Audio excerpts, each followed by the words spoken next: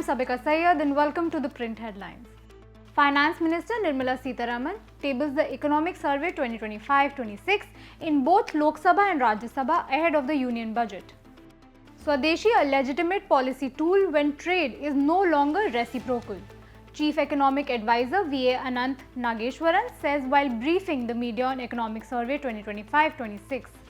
States must maintain fiscal discipline to keep borrowing costs affordable, center on track to meet 4.4% fiscal deficit target, says Chief Economic Advisor.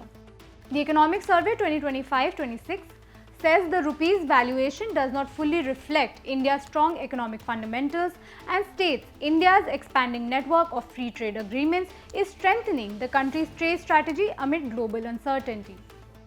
No AI-led job apocalypse yet, but India must remain cautious, says Economic Survey, noting early evidence tempers extreme labor impact fears. The Supreme Court of India stays the implementation of UGC's 2026 equity regulations, calling them too sweeping, and says the 2012 regulations will continue for now. Maharashtra Deputy Chief Minister Ajit Pawar is cremated with full state honours in Baramati, with thousands attending his last rites.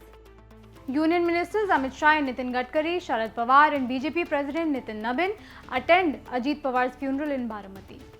Prime Minister Narendra Modi urges Indian manufacturers to seize opportunities from the India-EU Free Trade Agreement, calling it a milestone for an ambitious India.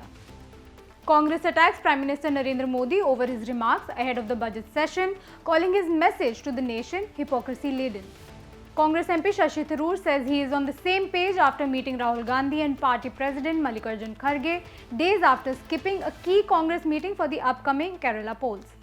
2 Maoists are killed in an encounter with police in Chhattisgarh's Bijapur during an anti-Maoist operation. India submits the nomination of Meghalaya's living root bridges for inclusion in UNESCO's World Heritage List for 2026-27. China executes 11 members of the notorious Ming Mafia family that ran scam centers in Myanmar, state media reports. UK Prime Minister Keir Starmer announces visa-free travel to China for British citizens for stays under 30 days during his Beijing visit. German Chancellor Merz says Europe has found self-respect in defending a rules-based global order, calls for a stronger NATO within Europe while keeping cooperation with the US. US President Donald Trump urges Iran to negotiate on nuclear weapons, warns the next US attack would be far worse. Tehran threatens retaliation against the US, Israel and allies. US Customs and Border Protection places 2 agents on administrative leave after the fatal shooting of American citizen Alex Pretty in Minneapolis sparks protests and bipartisan outrage.